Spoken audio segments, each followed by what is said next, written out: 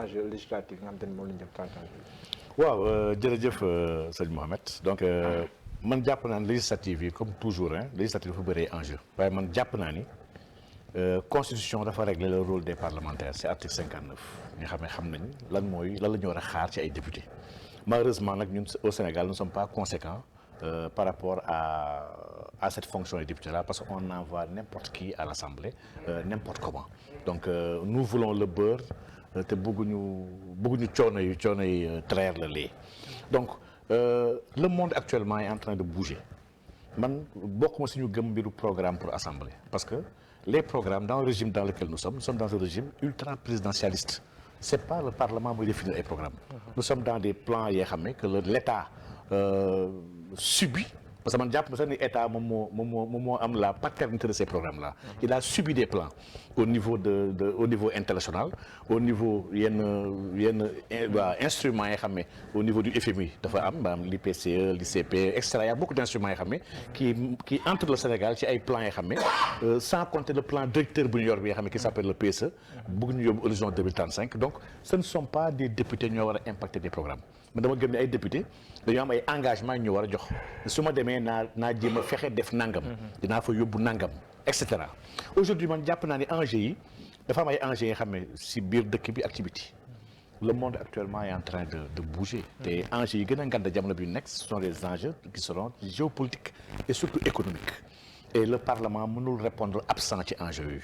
aujourd'hui sooy xool économie monde bi sax les choses bougent sëñ Mohamed sooy xool Europe si lu ndaw rek déjà il y a un retour de l'inflation il y a une crise de l'énergie qui se profile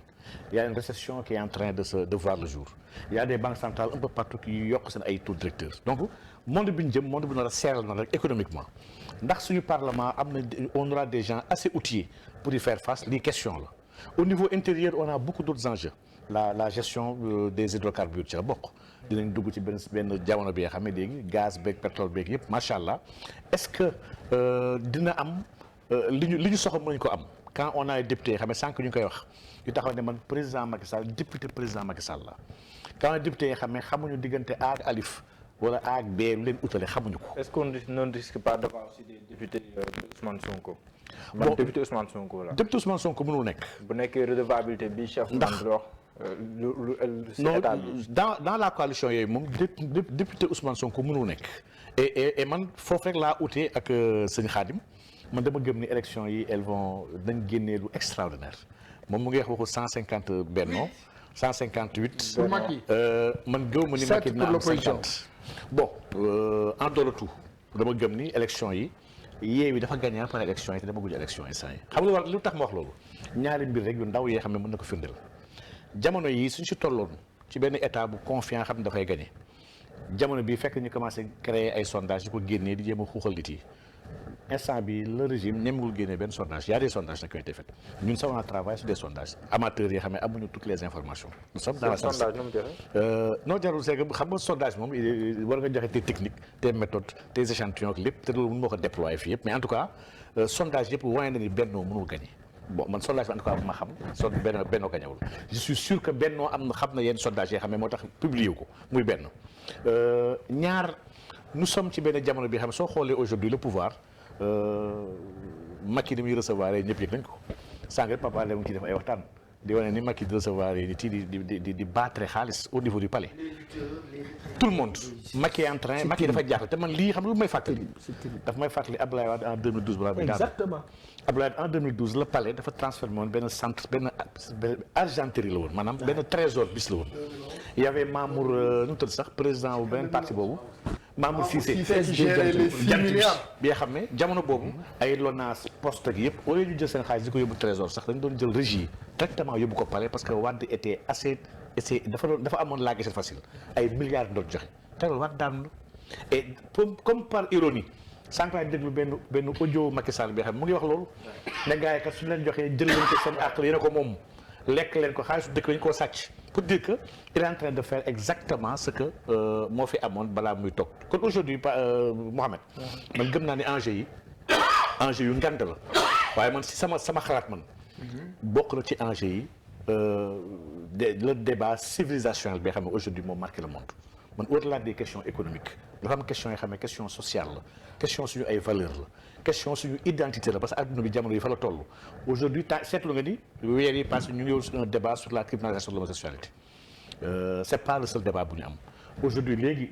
Pape Sëñ Assane mu ngi wax léegi si waxu OGM yi mais c'est éminemment grave ni ñu nekkee di administrer dëkk bi la loi sur la biosécurité est une loi qui existe mais loolu elle a été votée en procédure d'urgence loi bu am la en abrogeant la loi 2009-27 mais ba loolu nañ si ñëw ñun jamono bi ba ci ay tey waxtaan tonton Goma la moo tax gars yi jël dafa nekk Abdou Karim wax na si lu bëri ministre de la c'est que dafa leer il y a eu même elle a été adoptée vendredi dernier en séance. l'ANSTS c'est l'Académie nationale des scientifiques et techniciens du Sénégal maanaam sciences et techniques c'est académie ñoom ñoo def un rapport en 2017 en février rapport bi nga xam ne absolument rien de scientifique amu ci ils ont fait leen laaj ci OGM suñu scientifique yi Dakar fii sur la demande de Macky Sall ñu dem defi ji rapport pour wax ni OGM dara nekku ci te ñoom ñu ngi sukkandiku au lieu ñu def ay analyse ak ay échantillon ak ay dañoo defi ji enquête ci classe rurale bi dem laaj ay agriculteurs lan ngeen xalaat te waxuñu sax le mot OGM ils ont utilisé des semences perfectionnées pour bañ a tudd baatu OGM ils ont trouvé que 68% des agriculteurs ont dit que semence yu ñu amélioré lu baax la effectivement une semence améliorée lu baax la on les avait pas dit que OGM la donc kañ la sax scientifique di sukkandiku ci enquête au lieu mu def ay tests yu leer pour andi ko OGM dafa am ay répercussions yu bëri sur la santé publique am répercussions sur l'environnement sur notre écologie sur l'équilibre même de notre biosphère c'est que ñun on a en face des gens yoo xam ne le grand capital le capital international daf leen jël en otage leen defloo ñuy def à notre détriment donc kon aujourd'hui man jàpp naa ne enjeu yi mooy jéem a waxaat ci waxu souveraineté sànq maa ngi koy commencer ci article 3 ci constitution bi la souveraineté nationale appartient au peuple qui l'exerce par le biais de ses représentants ou par voie référendaire maanaam enjeu bi dëgg-dëgg souveraineté la ñun dañoo note ba tey c'est vrai que y a eu un débat sur la souveraineté bi nga xam ne années 60 yi souveraineté elle a été juste politique souveraineté boobu yeggaliwuñu ko man dama jàpp ni aujourd'hui dafa jot nag ñi yeewi dëkk bi réellement kon enjeu yeewi boobu man jàpp na ni mooy enjeu bu gën a mag si wàllu alimentaire ba tey nous sommes pas souverains président Macky Sall lu tax souveraineté alimentaire wala boog ceeb bi sax mënu ko waxatu ci il nous avait promis une autosuffisance en 2017 en 2017 fan la ci tollu instant réew mi Macky Sall lépp lu ñu mës a wax il n'a jamais respecté quand même je trouve que en tant qu'intellectuel, il faut tenir compte de 3 ans d'espace Covid et de temps Covid. 3 ans, depuis 3 ans, le monde subit une décroissance. Et qu'à partir de là, ce n'est pas raisonnable de tout demander en ce moment-là. Depuis 3 ans. man dama jàpp ne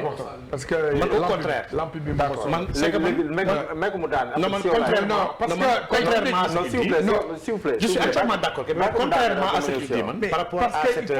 c'est des intellectuels nous sommes là c'est vrai tey mu développé na ci benn axe boo xamante ni depuis 3 ans nous vivons une décroissance mondiale et que Macky n'est ni responsable ni coupable de cette décroissance. Cette décroissance est liée avec l'état covidien. D'accord. À partir de là, tous les éléments économiques changent. Voilà. Non man dama jàpp ne mani tey fu mu nekk boo amoon benn programme ci ñetti at yii. léegi xam nga yaa ngi expliqué damay bañ mu génn si logique bi mu nekkoon. waaw xaaral ma jox ko parole bi c'est que man dama mottali ko gaaw. c'est que bon li mu wax c'est vrai il y a un contexte qui est là qui est mondial d'ailleurs muy Covid bi. mais dama gëm ni Covid bi opportunité la war a nekk pour les pays du Sud. ñun c'était le moment aujourd'hui de travailler sur notre souveraineté. C'était le moment aujourd'hui comme que nous étions hyper dépendants de l'extérieur. Nous importons absolument tout. C'était le moment de valoriser la production nationale. Pendant que l'Occident est en guerre commerciale, économique, technologique, sur un fond bi nga xam ne fallacieux. Covid bi ay tappale kese la c'est un règlement de compte entre eux. moo tax ñoom ñiy xeex sax ñoo nekk en récession ils n'ont pas de croissance mais d'autres pays sont en croissance parce que des pays yoo xam ne qui s'assument et qui sont pas dépendants man dama jàpp ni c'était une occasion pour nous dara ñëwatul on a bloqué les conteneurs nangam ak nangam ñu inciter les gens vers le consommer local commencer exploiter les niches économiques yu ñu amoon et malheureusement on a eu un état incapable qui n'a pas pris part wala boog qui n'a pas capitalisé cette opportunité là qu'on a eu avec ce Covid là ñu jël ay moyens yoo xam ne ça nous intéressait absolument pas parce que ñun Covid bi en fin de compte on l'a pas vécu ñaata cas lañ fi am ñaata mort yi sax est-ce que Covid moo leen rey c'est que ñun on dañoo dugg dans un jeu bi xam ne qui n'était pas le nôtre ñu tappale si dugg ci pour mën a am ay fonds yoo xam ne moom la ñuy neexal les pays muy dëkk yu ñàkk jom yi daal donc ñun waruñoo nekk si logique boobu. jërëjëf donc Mouhamed xam peut-être fa laay daanelee dama gëm ni enjeu yëpp aujourd'hui man dama gëm ni c'est un enjeu total assemblée bi ñu jëm dina revoir les ambitions du président Macky Sall dina teg dëkk bi ci yoon ndax dëkk bi c'est pas normal Mohamed depuis ay ati at te loolu sëñ Thierno wax na ko de tout le temps on a des assemblées yoo xam ne ay nit yuy tàccoog di nelaw ñoo fay tase lu président bëgg ñu def ko man gëm naa ne lii war na mën a jeex aujourd'hui ñu am une assemblée responsable ay nit yoo xam ne dañuy xool intérêt dëkk bi foofu te naa fa lay daanelee kaawu contrat pétrolier bu Guinée-Bissau ak Sénégal avec le président Embalo la lan moo xew